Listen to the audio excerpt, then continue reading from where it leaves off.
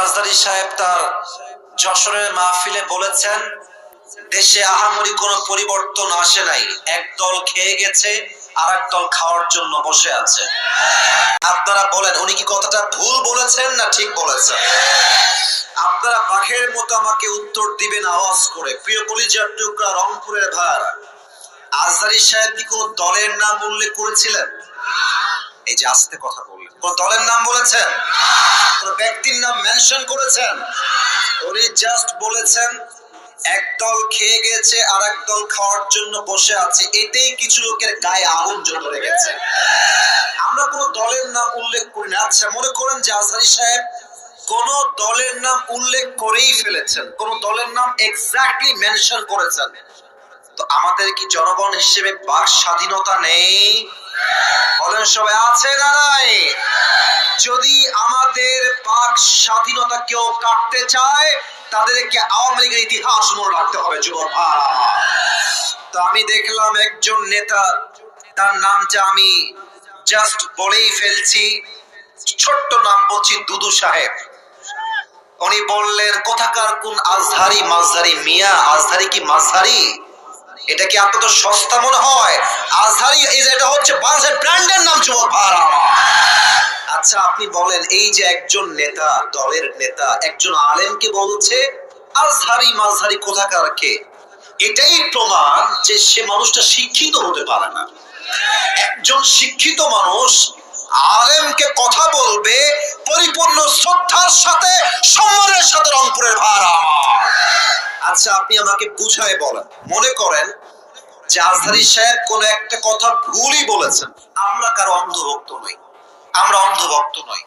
ভুল হলে ভুল, ঠিক আছে, আপনি বিমত পোষণ করবেন, এটার তো একটা আদব আছে, একটা সম্মান আছে। আপনি বলবেন যে আমাদের সকলের প্রিয় মিজানুর রহমান আজহারী সাহেব কথা বলেছেন, আমার মনে হয় ব্যাপারটা এরকম না হয়, এরকম হলে আরো ভালো হতো। আপনি রেসপেক্ট দিয়ে বলেন।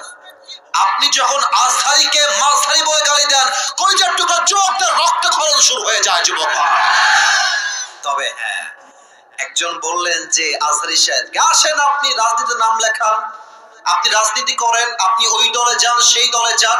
যশোরের মাহফিল আপনার ইউটিউবে আজকে সার্চ দিবেন, জুম করবেন যশোরের মাহফিলটা, ড্রোন ফুটেজ বা পেছনের ফুটেজ দেখবেন, যত মাহফিলে অডিয়েন্স এসেছে 95 যুবক ভাইরা সেই মাহফিলে এসেছে। তো সবাই কি জামাত ইসলাম? তারা সবাই কি শিবির নাকি? তারা মিয়া, খোল খাওয়াই লাভ নাই, এসব খোল আর বাংলার মানুষ খাবে না যুবক ভাইরা।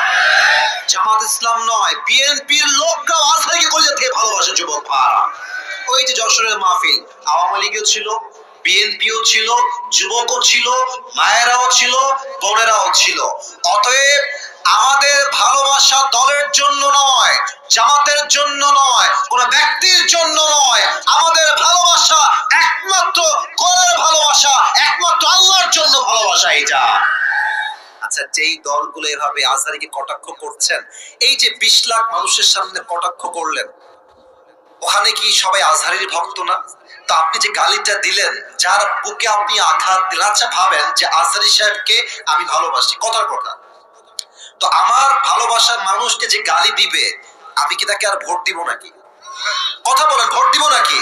আপনি আমাকে সম্মান করবেন, আমার ভালোবাসার মানুষকে সম্মান করবেন, আপনাকে আমি স্যালুট জানাবো যুবক। আজকে কে বলে মেহেরবানি করে দলাদলি করবেন না। স্বৈরাচার বিদায় নিয়েছে, ওই চ্যাপ্টার ক্লোজ। আগামী দেশ হবে ইসলামের বাংলাদেশ, কোরআনের বাংলাদেশ।